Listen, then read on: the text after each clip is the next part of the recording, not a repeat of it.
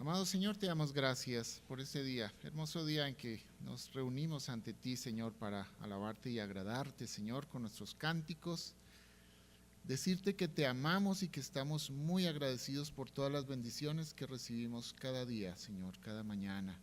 Cada momento de nuestra vida vemos tu presencia en cada cosa que hacemos, Señor. Y te alabamos y te pedimos que en nuestro corazón el deseo siempre exista de glorificarte y darte la honra a ti, mi Dios. Hoy te quiero pedir, Señor, que tú tomes control de lo que hablamos, Señor. Tomes control de mi mente, Dios, y que tomes el control en este estudio, Señor, en esta predicación, para que hoy podamos escuchar tu voz, Señor, y podamos entender cómo podemos agradarte, Señor. En el nombre de Jesús oramos, amén. Y escuchábamos la canción, decía que la cruz habla de amor. Y el tema de hoy es amor. Y ese amor que tuvo un Salvador para dar su vida por todos nosotros quienes somos pecadores. Y esto habla de amor y nos lleva a hacernos una pregunta. Si Dios nos amó, ¿cómo podemos hacer nosotros para agradar a Dios? ¿Se han preguntado ustedes alguna vez? Yo quiero agradar a Dios, ¿cómo le hago? Y empieza uno a pensar en muchas cosas que a Dios le agradan. Pero por supuesto, a través de la palabra de Dios y los ejemplos que hay en la palabra de Dios, podemos encontrar algunas reglas, algunos procedimientos, algunas formas para agradar a Dios. Y hoy vamos a hablar de 5 maneras que yo puedo llevar a cabo para decir, hoy te puedo agradar. ¿Por qué este tema es importante? Porque encontramos que Dios tiene un corazón que puede ser enamorado, pero también un corazón que puede ser agradado y entristecido y dolido. Y si nosotros nos vamos al libro de Génesis 6, 5, encontramos que dice, encontramos un poco la tristeza de Dios y dijo Jehová, que la maldad, dice, y vio Jehová que la maldad de los hombres era mucha en la tierra, algo como lo que vemos hoy día. Y que todo designio de los pensamientos del corazón de ellos era de continuo solamente el mal. Y el versículo 6 dice, y se arrepintió Jehová de haber hecho hombre en la tierra y le dolió en su corazón. Yo quiero agradar a Dios, pero entiendo que Dios tiene un corazón que le duele la conducta del hombre que hizo con amor. Y entendemos en el versículo 8 que había un hombre, ¿recuerdan? Había un hombre que había una predicación que pusimos hace unos años que decía, ¿cómo puedo hacer sonreír a Dios? Y entonces en el versículo 8 dice, pero Noé halló gracia ante los ojos de Jehová. Noé hizo sonreír a Dios y gracias a eso hoy estamos aquí. Porque el hombre se había apartado de Dios como hoy, por satisfacerse a sí mismo como hoy. Y Dios miró al hombre y sintió dolor en su corazón de ver que el pensamiento del hombre permanentemente era el mal, como hoy. Si nosotros nos movemos un poquito en la Biblia, encontramos en el libro de los Hechos 13:22, dice así, quitado les levantó por rey a David,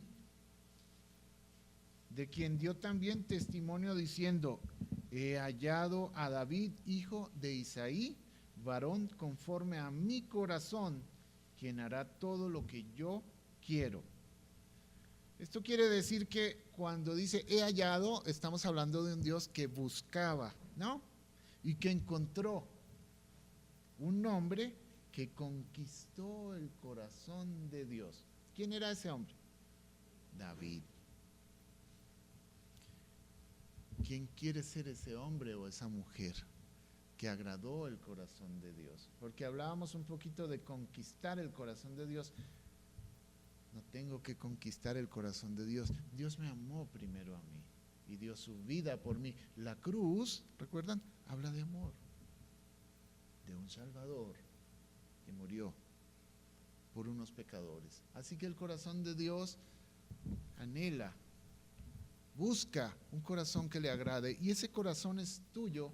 Y entonces vamos a empezar a buscar un poco la manera cómo podemos llegar a agradar el corazón de ese Dios que amamos.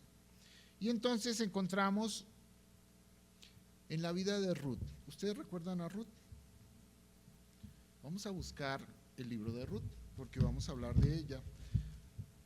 La Biblia está hecha de ejemplos que nos permiten seguir pautas para vivir una vida que Dios quiere que vivamos. Y también nos muestra a través de la Biblia ejemplos que Dios quiere que evitemos. Si nosotros nos vamos al libro de Ruth, vamos a encontrar la historia de una mujer y su suegra. ¿Cómo se llamaba su suegra? Noemi. Fíjate el amor de esta mujer. Si vamos un poquito al capítulo 1, versículo 1, vamos a entrar un poquito en contexto. Dice, aconteció en los días que gobernaban los jueces que hubo hambre en la tierra y un varón de Belén, de Judá, fue a morar a los campos de Moab, él y su mujer y sus 2 hijos. Un hombre de Belén va a la tierra de los moabitas, es decir, fuera de Israel. Él, su mujer y sus 2 hijos. Y aconteció que aquel varón dice el nombre de aquel varón era Elimelech, y el de su mujer era Noemí, y los nombres de sus hijos eran Malón y Kelión. Tenemos un poco el contexto. Un papá, su esposa, sus 2 hijos se van a la tierra de los moabitas y allí viven. La razón era que había hambre. Pero el problema es que después vemos otra realidad. Este hombre murió y quedó Noemí sola, ¿cierto? Pero también murieron las esposas moabitas que habían tomado sus 2 hijos. Así que se quedó la mamá, Noemí, y las 2 esposas de sus hijos. ¿Cómo se llaman las esposas de sus hijos? Ok, se llaman yernas o nueras, ¿cómo es? Algo más simple. No nos aprendamos tanto los nombres. Quedaron solitas. Una mujer viuda, grande, y sus 2 hijas quedan solas en una tierra extranjera. Y toma la decisión Noemí de regresar a su tierra, a su país. Y entonces le da libertad a sus nueras y les dice que están jóvenes aún y que pueden ir a buscar marido. Sin embargo, Noemí no contaba con que Ruth tenía un amor profundo por su suegra. Y esto lo vamos a ver reflejado en Ruth 1. Vamos a buscar Ruth 1:16. Léeme, mi amor, Ruth 1:16.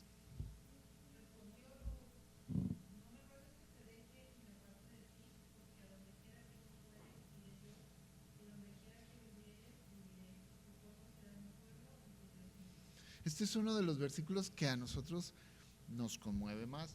El amor de esta mujer por su suegra. Le dice, no me pidas que te abandone. Estaba dispuesta a ir y tomar no solamente su tierra, sino su Dios para seguir a su suegra. Y uno pensaría que sería muy hermoso que tu esposa te dijera lo mismo. A donde quiera que tú vayas, yo iré. Y tu Dios será mi Dios. Y esto es lo que habla un poquito del amor de una mujer que sigue, que obedece, que ama. Y hoy estamos hablando de amor. Qué lindo sería, ¿no? Una mujer que te sigue. Bueno, yo tengo la gracia y la gloria de Dios y el regalo de Dios de tener una mujer que me ha seguido. Y esto es importante. Incluso ha seguido lo que yo creo. Y gracias a Dios que amo a este Dios verdadero que hoy nos permite tener libertad. Entonces vemos el contexto. Ahora ella se va Ruth y Noemí y llegan a su tierra, a Belén, a Judá, a Israel. Y entonces la situación es difícil porque ella era una mujer mayor, Noemí, y su hija Ruth era joven y tenía posibilidad de volverse a casar. En ese entonces necesitaban ellas buscaban algo que se llamaba redención, alguien que tomara, que las protegiera, que las liberara un poco de esa situación económica, porque ellas llegan a un punto en el cual para comer tienen que recolectar lo que las personas que estaban sembrando y recogiendo el grano sobraba. Entonces tomaban eso para alimentarse, era una situación difícil. Y nos vamos un poquito al capítulo 3, porque el tema es ¿cómo podemos agradar a Dios? Y ahí yo quiero llevarlos, pero estamos hablando de una historia, una mujer, dos mujeres desprotegidas que regresan a una tierra, su tierra, una de ellas que había dejado muchos años atrás, junto con una extranjera, una mujer moabita que regresa a Israel. Entonces, si nosotros nos vamos al capítulo 3, vamos a encontrar la respuesta, ¿cómo puedo agradar a Dios? Y entonces vamos a encontrar capítulo 3, versículo 3. ¿Ya lo tienen todos? Amén. Entonces, Ruth le dice a Noemí que va a tomar una decisión y es obedecer a su suegra, y su suegra le pide que la va a ayudar a conseguir un esposo que la redima. Vamos a ver un poquito. Vamos a ver desde el capítulo 1. Después le dijo su suegra a Noemí: hija mía, ¿no he de buscar hogar para ti, para que te vaya bien? ¿No es vos nuestro pariente con cuyas criadas tú has estado? He aquí que él avienta esta noche la parva de las cebadas. Entonces, capítulo 3, ¿cómo puedo agradar el corazón de Dios? Le dijo: te levantarás pues y te ungirás, y vistiéndote tus vestidos irás a la era, mas no te darás a conocer al varón hasta que él haya acabado de comer y de beber. ¿Cómo puedo agradar a Dios? Ahí voy a encontrar por lo menos 3 pautas que me permiten encontrar ese camino de agradar a Dios. Versículo 4, y cuando él se acueste, notarás el lugar donde se acuesta, e irás y descubrirás sus pies, y te acostarás allí, y él te dirá lo que hayas de hacer. Llama la atención que la suegra le dice a Noemí que vaya y busque a su pariente, vos, y que se acueste con él. ¿A dónde? A sus pies. Sin embargo, aquí puedo encontrar 5 aspectos bien interesantes. Entendemos un poquito la vida de Ruth. Buscaba redención. Y vemos un poco la actitud de Boaz, quien era un redentor. La podía redimir porque era pariente, era familiar del esposo de Ruth, y esas eran las costumbres de los judíos. Pero tal vez él no tenía el primer derecho, había alguien más que tenía el primer derecho. Solamente él podía redimir. ¿Qué es redimir? Sacarla de una condición de esclavitud y ponerla en una posición distinta. ¿A quién? A Ruth, que era ¿de dónde? De Moab. O sea que ella no era judía. Y entonces podemos encontrar una analogía en un redentor y una mujer gentil. Nosotros somos un pueblo gentil y necesitamos un redentor, y por eso me gustó la canción, que la cruz habla de amor. Hablamos un poquito de la redención que tuvo Jesucristo al morir por nosotros y nos redimió, siendo antes pecadores, apartados de Dios. La historia empieza así. ¿Cómo puedo hacer entonces yo? Ahora vamos a encontrar los consejos, 5 consejos para poder agradar a Dios. El primero sería, encontramos en el versículo 3, que dice: ¿te qué? Te lavarás. Entonces ya encontramos que la primera parte que yo tengo que hacer para acercarme y conquistar el corazón de Dios es, ¿qué te dice? Lávate. ¿Lávate de qué? De tus pecados. Yo quiero agradar a Dios, pero primero tengo yo que entender que soy un pecador y tengo una condición que me aparta y me separa de Dios. Para yo poder agradar a Dios, reconozco mis pecados y voy a ser lavado. Y eso lo encontramos un poquito en Santiago 4:8. Lávate, dice: acercaos a Dios y Él se acercará a vosotros, pecadores. Dice: limpiad las manos, y vosotros los de doble ánimo, purificad vuestros corazones. ¿Qué te dice, pecadores? Limpiad. Lávate. Es lo mismo, vas a conquistar ¿Y qué tienes que hacer? Mínimo te tienes que bañar. No vas a ir a conquistar oliendo feo.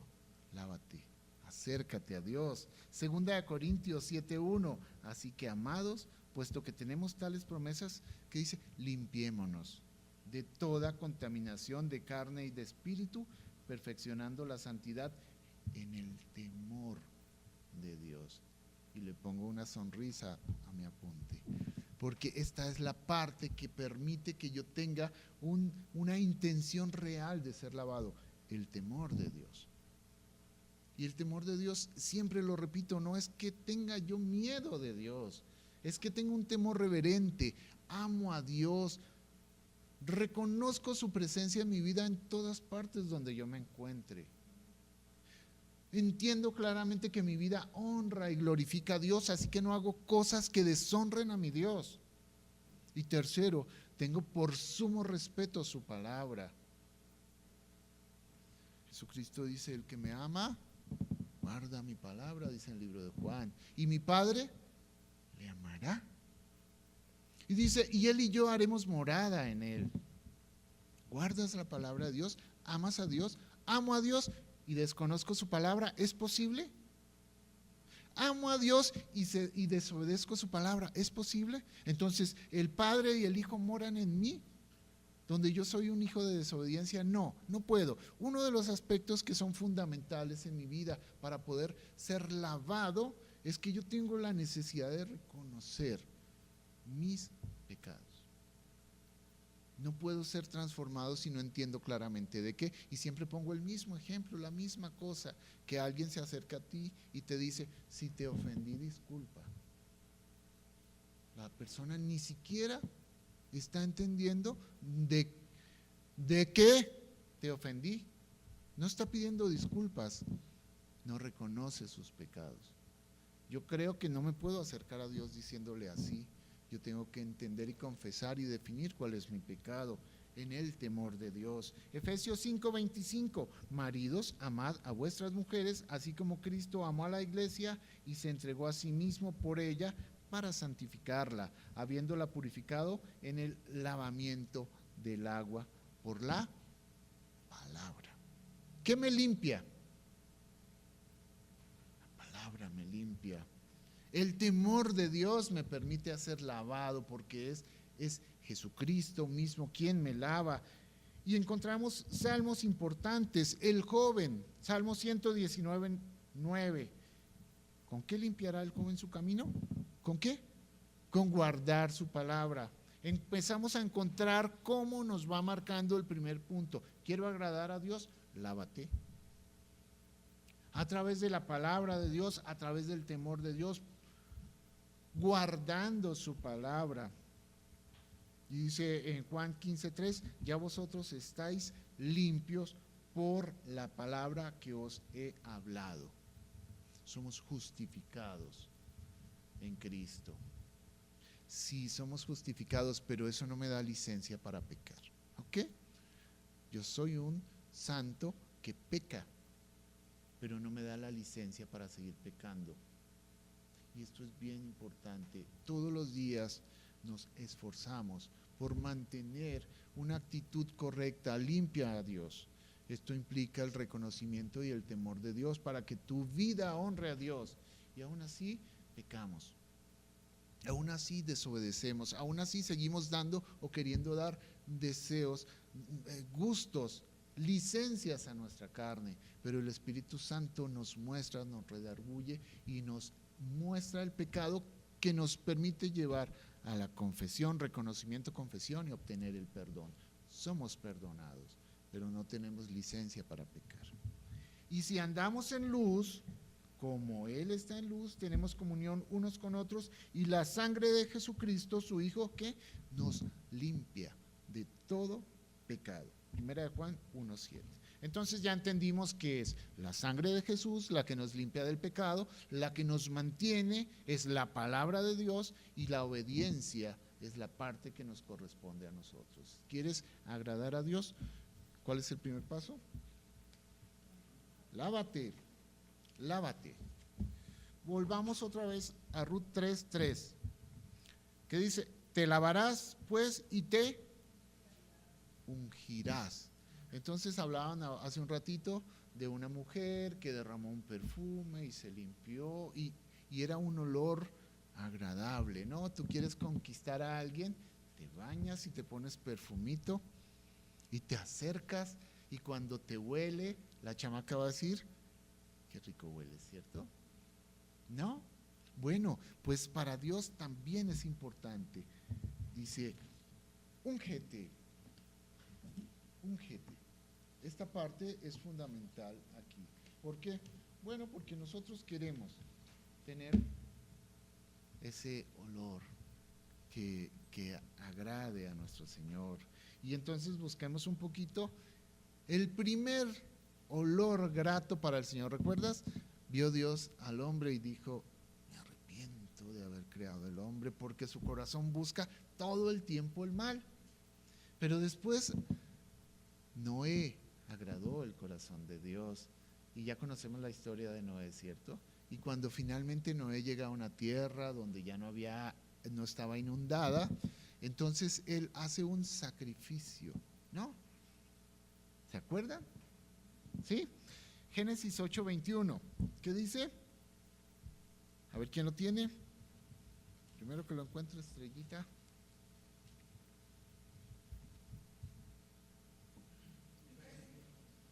Amén. Dale.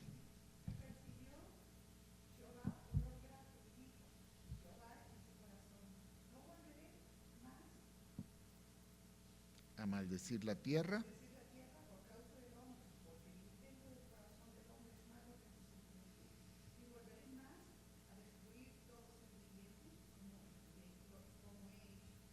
O sea que se agradó de la ofrenda de Noé.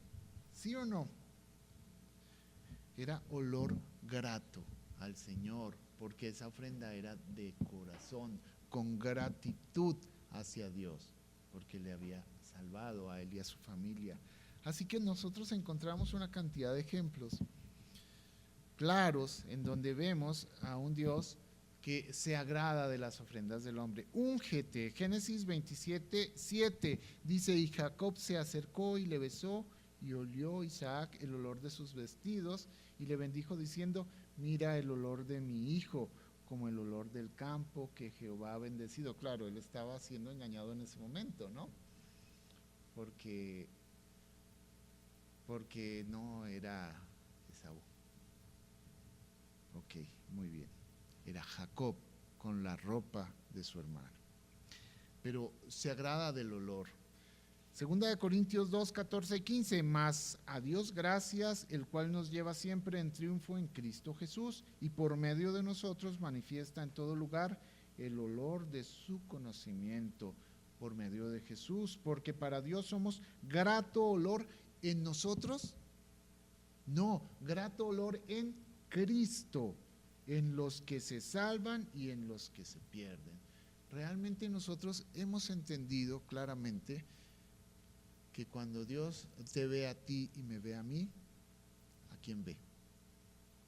A Cristo, porque Cristo vive en tu corazón y en Él estamos justificados.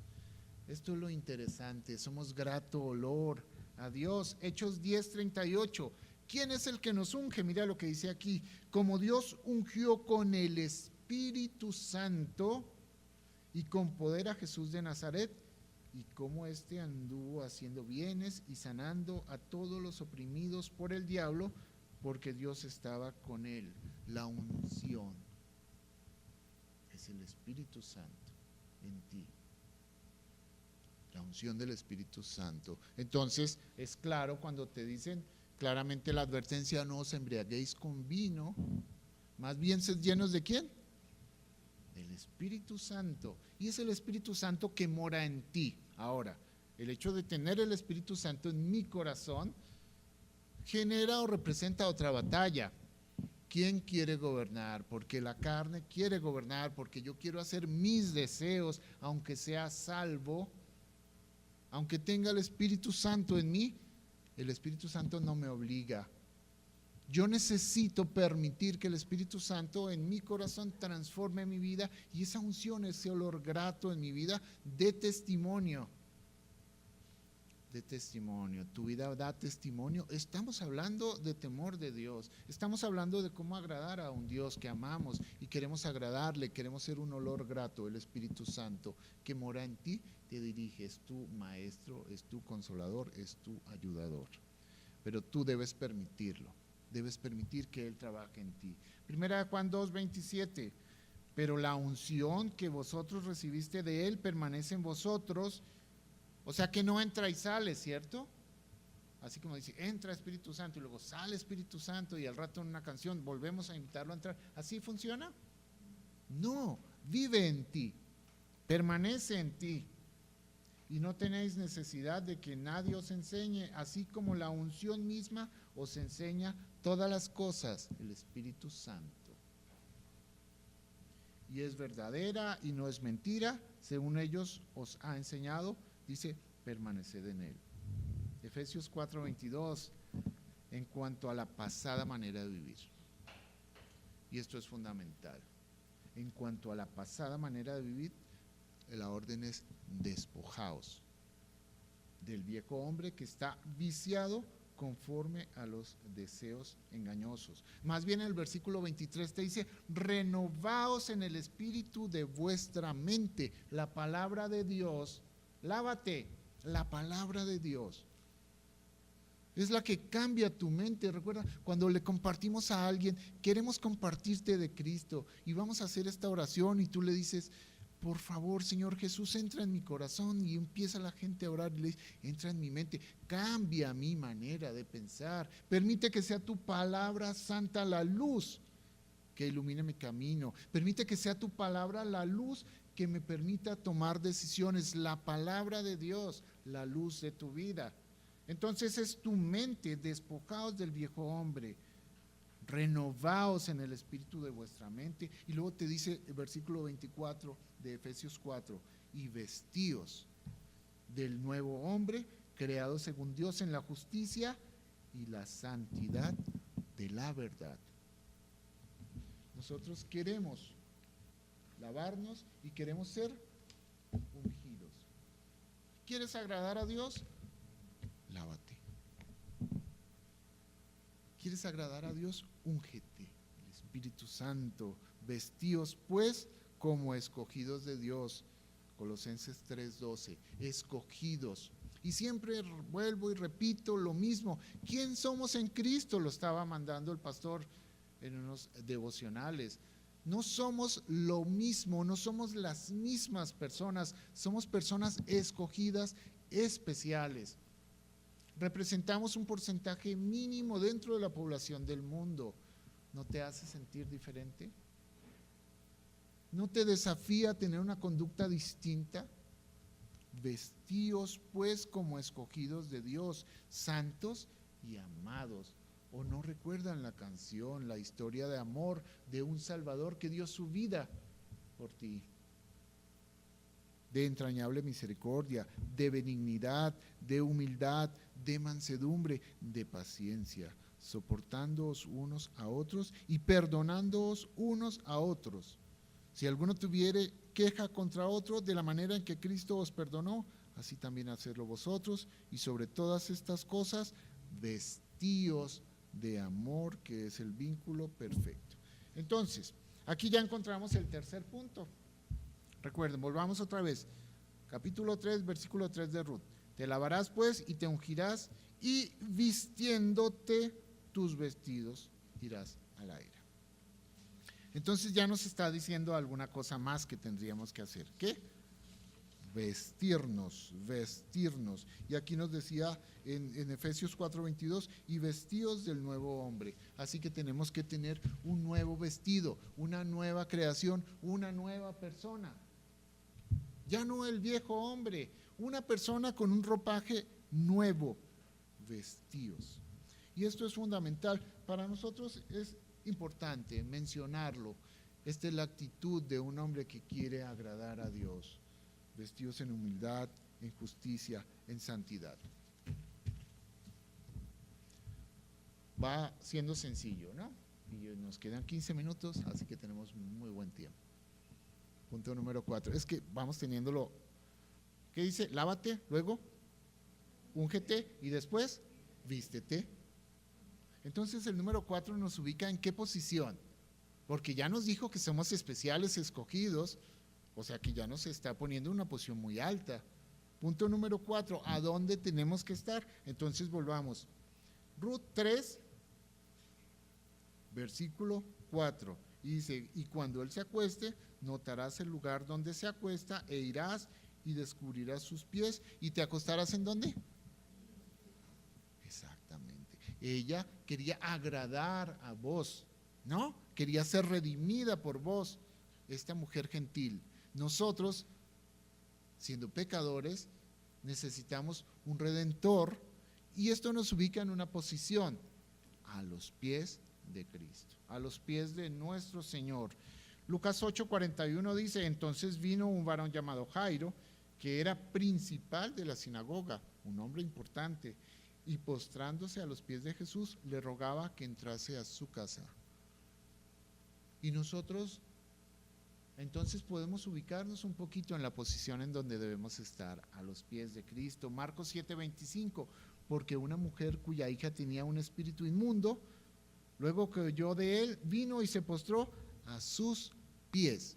Permanentemente nos habla nuestra posición, porque cuando nosotros estamos ungidos, cuando estamos vestidos, Dios nos pide que mantengamos una postura de amor y de humildad y de benignidad, no de una actitud altiva, soberbia.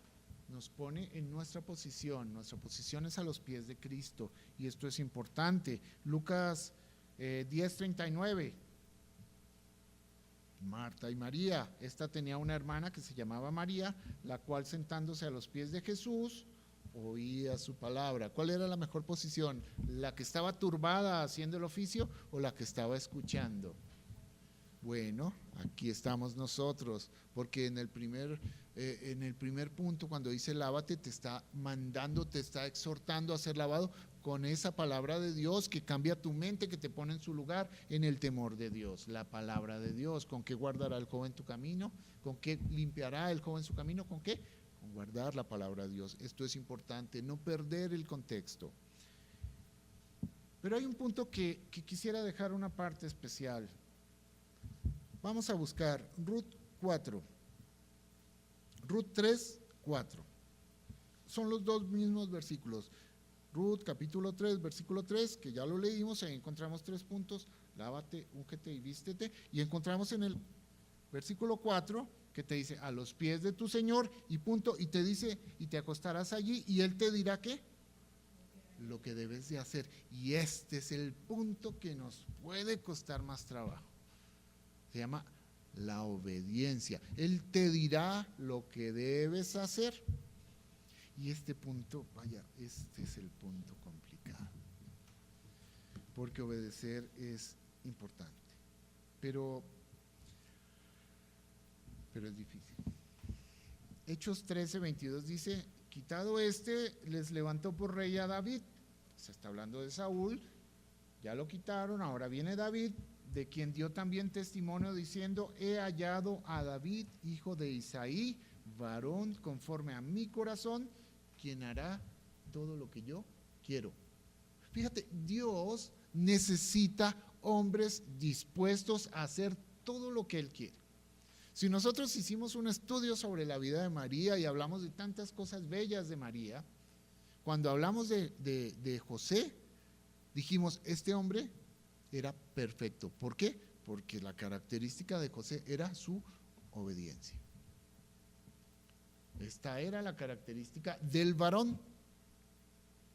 Y es la que más nos cuesta trabajo, especialmente a los varones, la obediencia.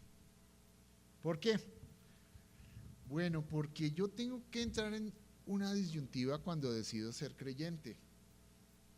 Y es, o hago lo que yo quiero, o hago lo que Dios quiere. Y ahí empieza el problema de las cosas. Porque yo de todos modos, como soy tan hábil, siempre voy a justificar mi desobediencia. Y voy a empezar a argumentar y me justifico y digo que el pecado está bien en mí, pero señalo el pecado del hermano o de la hermana y empiezo a argumentar con Dios y yo creo que Dios sí me entiende porque Él sabe. Y ahí empieza el problema. La obediencia es incondicional. Eso decía el estudio de la vida de José. La obediencia es incondicional, no es condicionada. Así que empieza uno a buscar. En Juan 6:38 dice, porque he descendido del cielo, dice Jesucristo, para no hacer mi voluntad, sino la voluntad del que me envió. Él mismo se sujetaba a la voluntad de su Padre. Y yo no. La Biblia es dada en general para todos nosotros. Lucas 9:23, y decía a todos, si alguno quiere venir en pos de mí, ¿cuál era el requisito? Niéguese a sí mismo. Este es el punto. Entonces ya no es lo que yo quiero, sino lo que Él quiere. Cambia el aspecto. Tome su cruz cada día y sígame. Y me gustó ayer la reflexión que decía el hermano Ariel en nuestra pequeña reunión que teníamos, porque el personaje principal no era Tiago. El personaje principal era el Dios que había permitido, como una bendición especial, tener a Tiago. Entonces no lo podíamos sacar de esa reunión. Teníamos que incluirlo, porque sin Dios no habría Tiago, ni la mamá de Tiago, ni el papá de Tiago, ni los abuelos, y nadie. Pero a nosotros a veces nos cuesta trabajo recordar que todo lo que somos y todo lo que tenemos es porque Él nos lo da. Y encontrábamos un poquito, porque había una gran cantidad de gente, unos creyentes y otros que no, entender claramente que cuando Dios dice, que el salmista, que si Jehová no edifica la casa, que cuando Dios no edifica tu hogar, que cuando no es la base que sustenta ese hogar, entonces los hogares tambalean y entonces encontramos que el divorcio es lo normal en esos hogares. Madres, hijas, todo el mundo ahí, y eso hoy en día es lo normal. Lo anormal son familias cristianas, papá, mamá, hijos, sujetos en el amor y el temor de Dios. No sé si acuerdan cómo era ¿te acuerdas del dedo del medio? Una vez hicimos una reunión, el dedo del medio, que todo se puede mover, este también y este también. El único que no se puede mover es el dedo, este de acá, en donde está el anillo. ¿Se acuerdan? El anillo que ya perdí. El anillo que ya perdí. Pero ¿por qué no se puede mover este de acá? Porque en el centro de tu hogar, el centro, lo que lo sustenta es el dedo del medio. Dios. Si Jehová no edifica la casa, en vano trabaja. Entonces es fundamental que el dedo del medio siempre sea Dios. Todo se puede mover, menos tu relación de esposo, porque está sujeto por Dios. Primero puede ser que los parientes, los abuelos, pueden ser que los hijos, pueden ser que el trabajo, póngale lo que quiera, pero el matrimonio, este dedo no se puede mover porque en el dedo en medio está Dios, quien sustenta tu hogar, y esto es fundamental. Así que si Jehová no edifica, así que el invitado especial en todas las actividades, en todas las reuniones, con inconversos, con creyentes, con quien sea, dice, porque yo no me avergüenzo del evangelio porque es poder de Dios. ¿Por qué me voy a avergonzar del Señor en mi vida? Si todo lo que tengo me lo ha dado Él. Es fundamental. Obediencia. ¿Obediencia parcial? No, obediencia total. Y esto a nosotros nos queda muy claro. Hacer la voluntad de Dios. Y entonces cuando llegamos a Lucas 9:23, dice, pues niéguese a sí mismo. Si alguno quiere venir en pos de mí, niéguese a sí mismo. Así que ya no se trata, ya eso ya pasó en la vida del creyente. Hacer lo que yo quiero ya no es esa, ya ni siquiera es la opción, es hacer lo que tú quieres, y es por eso que temprano yo te buscaré, de madrugada me presentaré delante de ti, de temprano escucharás mi voz. Ahí lo dije al revés, pero ustedes me entienden. Y esperaré. Esa es la vida del creyente. Eso es el fundamento. El fundamento es que todos los días me levanto con la intención de agradar a Dios. Por eso me lavo, por eso me unjo con el Espíritu Santo, me lavo con su palabra, me unjo con el Espíritu Santo, me visto.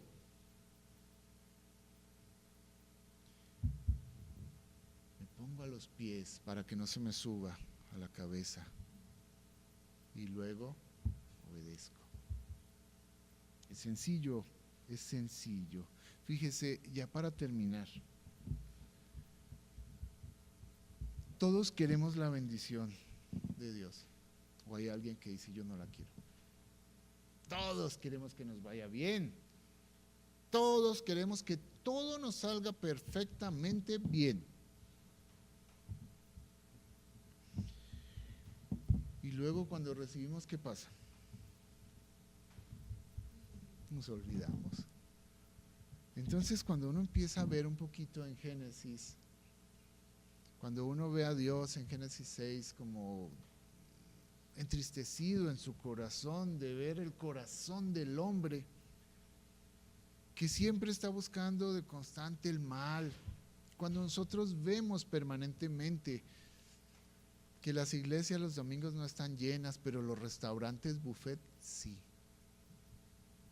que las reuniones de estudio no están llenas, pero muchas veces los bares cuando juega la América sí, y si juega la selección de México más.